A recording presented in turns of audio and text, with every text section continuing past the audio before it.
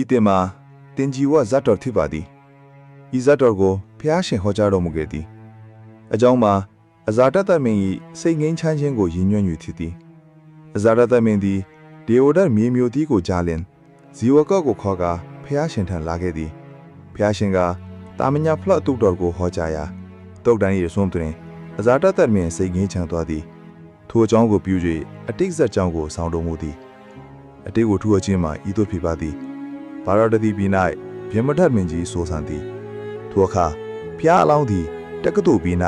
ဒီတာပါမောခဆရာကြီးဖြစ်နေသည်ဆရာကြီးထံတွင်တပည့်လူလင်များပညာသင်ကြားသည်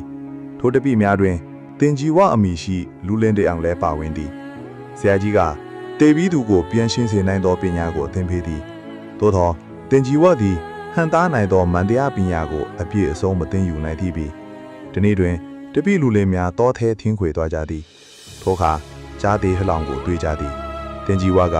ကြားသေးကောင်ကိုပြန်ချင်းအောင်ဖူးလုံနိုင်ကြောင်းပြောသည်အခြားလူငယ်များကမယုံကြည်ကြကြီးထိုအခါတင်ကြီးဝကလက်တွေ့ပြမိဟုဆိုသည်ထို့နောက်မန္တရားကိုရွတ်ဆိုပြီးကြောက်စရိတ်ခဲကလေးများဖြင့်ကြားသေးကိုပစ်ပေါက်သည်အခြားလူငယ်များသည်ကြောက်လန့်ယူတစ်ပင်ပေါ်သို့တက်ကကြည်နေကြသည်ကြောက်စရိတ်ခဲထီမှန်သည်နှင့်ကြားသေးသည်ရုတ်တရက်ထလာသည်ထို့နောက်မြေပင်တွင်ရှိနေသောတင်ကြီးဝါကိုပြေးဝင်ကွိုက်သည်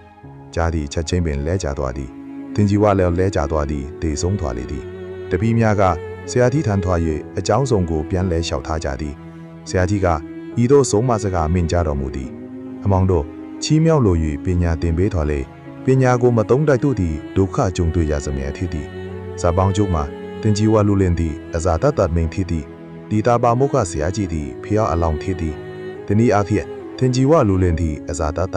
ဒီတာပါမုခဆရာကြီးသည်ဗုဒ္ဓဖျားရှင်ဖြစ်သည်